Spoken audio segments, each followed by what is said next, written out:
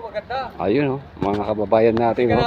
Nakakapulot sila ng mga pang DIY, mga Adidas, Puma, mga legit na original na Adidas. Ayan.